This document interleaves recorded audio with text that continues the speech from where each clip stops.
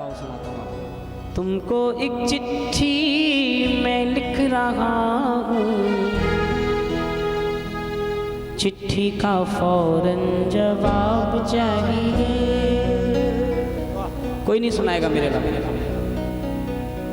क्योंकि दिल्ली में ऐसे लोग सुनने वाले। दिल्ली में तो आओ नाचो और जाओ, सच बता रहा हूँ मैं आपको, आओ नाचो जाओ, बस कोई काम ही नहीं है। मोस्टली ज़्यादातर लोग, मैं किसी की बुराई नहीं कर रहा हूँ, लेकिन आजकल को तो यही है कि 4 नाचने वाले भजन पे तर्जों पर भजन तैयार करो और गाओ और जाओ, लेकिन किसी ने बात करनी नहीं सीखी। एक परेशान व्यक्ति तो बहुत परेशान है, जा नहीं सकता दरबार में, क्यों? क्योंकि पैसे नहीं है। आज का भगवान ही यही है, सब चीज़ इससे होती है।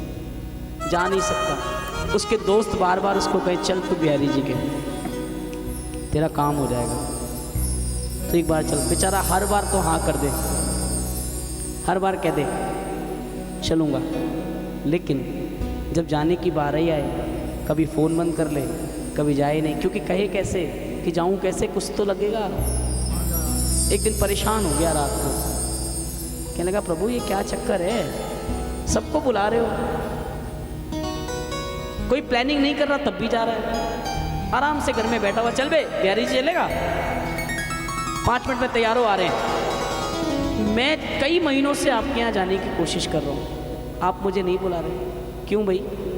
रात का समय, अंधेरा एकदम, पेन कॉपी ली, बिहारी जी के नाम एक चिट्ठी लिख दी, ऐसे तो बुलाओगे?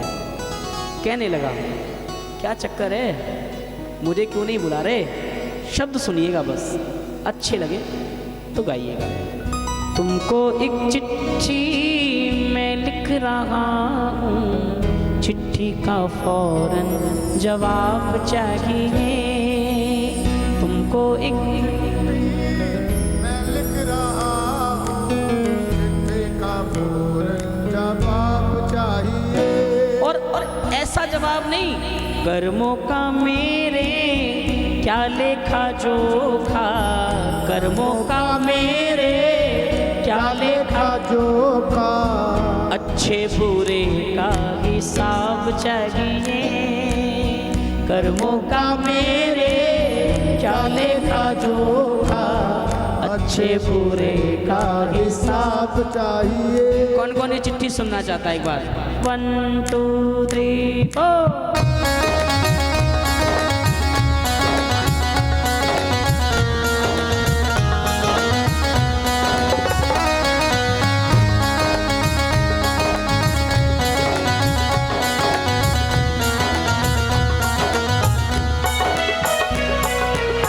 तुमको एक चिट्ठी मैं लिख रहा हूँ, चिट्ठी का फौरन जवाब चाहिए।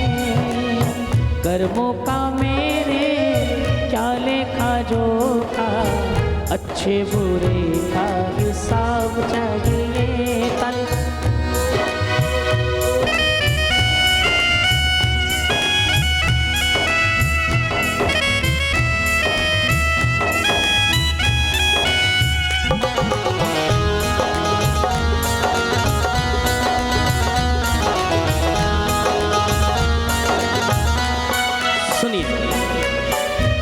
चिट्ठी लिखिए। अभी आजकल चिट्ठी वाला ज़माना चला गया, अभी तो व्हाट्सएप फेसबुक ये सब आ गया, मैसेंजर, चिट्ठी नहीं लिखता अब कोई। लेकिन आज भी महत्वपूर्ण कार्य चिट्ठी से ही होते हैं। कहीं भी जाओ एप्लीकेशन लेके आओ, ये लिखो, परमिशन चाहिए तो एप्लीकेशन लाओ, वो मेल पर नहीं बात बनती। अब वो क्या लिख रहा है, शब्द समझ में आए तो आशीर्वाद मिले। क्या कह रहा है सुनिए। पहले पहले चिट्ठी में प्रणाम लिखा है, पहले पहले चिट्ठी में प्रणाम लिखा है। लिखते ना डियर सर, रिस्पेक्टेड सर, सेवा में आपको सबसे पहला, हे वृंदावन के बिहारी जी, सबसे पहले आपको मेरा प्रणाम। अब सुनो मेरा काम। पहले पहले चिट्ठी में प्रणाम लिखा है, बात जरूरी है जो काम लिखा है, बात जरूरी है जो काम लिखा काम क्या गया? काम ये है, कब तक गरीबी के दिन में काटूं, कब तक गरीबी के दिन में काटूं। अब तो रही सो सरुआब चाहिए, कब तक गरीबी के दिन में काटूं, अब तो रही सो सरुआब चाहिए।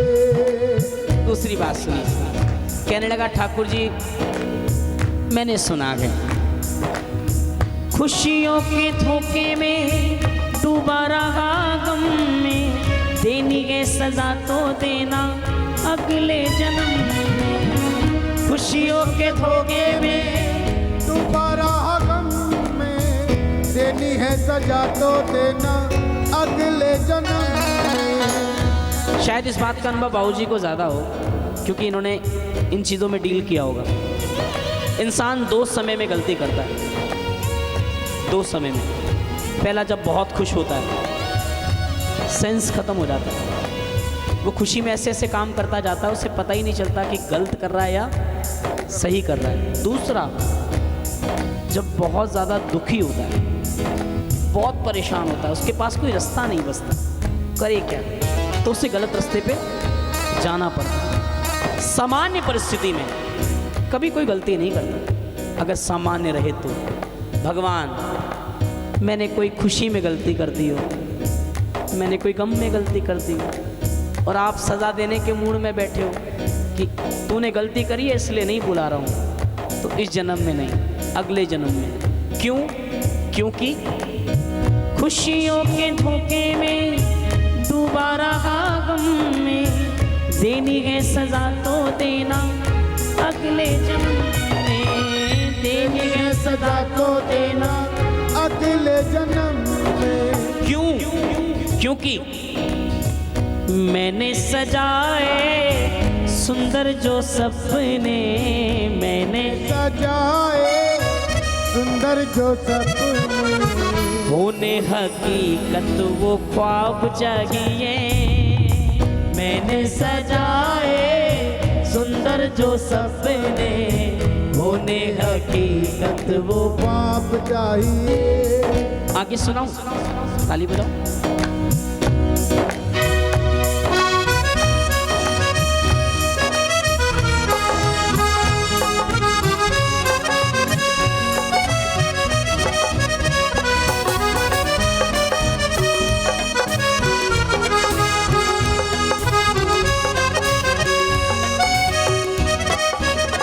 सुनिए,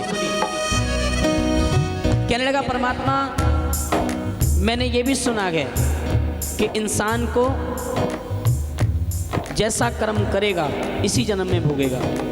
अब वो वाला टाइम गया कि स्वर्ग और नरक, जो बोएगा वही पाएगा, तेरा किया आगे आएगा, सुख दुख है क्या फल कर्मों का, जैसी करनी ऐसी भरनी। मैंने सुना है।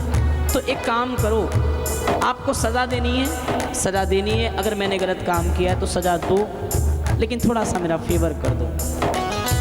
जब आदमी आत्मसमर्पण करता है ना, तो सज़ा में थोड़ी रियायत मिल जाती है। ऐसा नहीं मिलती, सज़ा तो होती है, लेकिन थोड़ी सी रियायत कर देती है कि इसने अपने आप आत्मसमर्पण किया।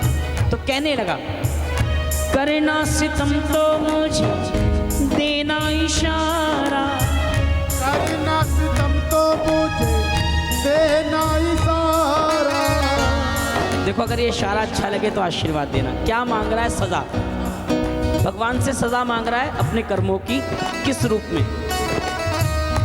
करना सितम तो मुझे देना इशारा, करना सितम तो मुझे देना इशारा, रखना हमेशा मुझे बिल्कुल कवारा।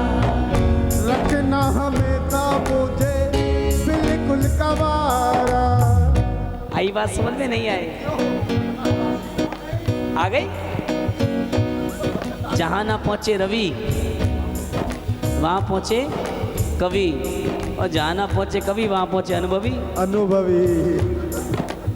कितनी बड़ी बात मांगी है उसने, जानते हो आप? आपको और पता भी नहीं है। उसने कहा भगवान गलती मेरी, बुरे कर्म मेरे कर्मों की सज़ा आप मेरे बच्चों को क्यों दो? आपका बच्चा आंखों से देख नहीं सकता, मेंटली डिस्टर्ब है, हाथ नहीं है, पैर नहीं है, बोल नहीं सकता, देख नहीं सकता, और सब कुछ होने के बाद भी नालायक हो। बेटी का घर सही नहीं चल रहा हो, बेटे का घर सही नहीं चल रहा हो। ऐसी स्थिति में अपाहिज कौन हुआ, आप या आपका बच्चा? बताओ ना, आप ही हुए ना। जब जब आप उसको देखोगे तब तब कहोगे कौन से कर्म किए थे जो ये संतान दी। तो मेरे मालिक, मेरे कर्मों की सज़ा आप मुझे देना, मेरे बच्चों को नहीं देना। मेरे बच्चों का कोई कसूर नहीं है, मैंने गलत किया है, कर्म मेरे खराब हैं, मेरे बच्चों के नहीं। मेरे कर्मों की सज़ा सिर्फ मुझे मिले। कहने लगा, करना सितम तो मुझे देना इशारा, रखना हमेशा मुझे बिल्कुल कवारा, रखना हमेशा मुझे बिल्कुल कवारा। और धुल जाए जीवन के पाप सारे, धुल जाए जीवन के पाप सारे, करने को ऐसा शबाब चाहिए, धुल जाए जीवन के पाप सारे, करने को ऐसा जवाब चाहिए। अब और क्या मांगू मैं आपसे? सब तो आपको कह दिया, अब आपकी मर्जी। ज्यादा क्या कहूं मैं, बस मेरा समझो इशारा।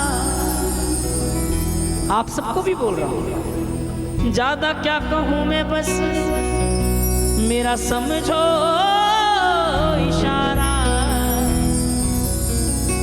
आखिर में लिखा प्रभु सेवक तुम्हारा, आखिर में लिखा प्रभु सेवक तुम्हारा।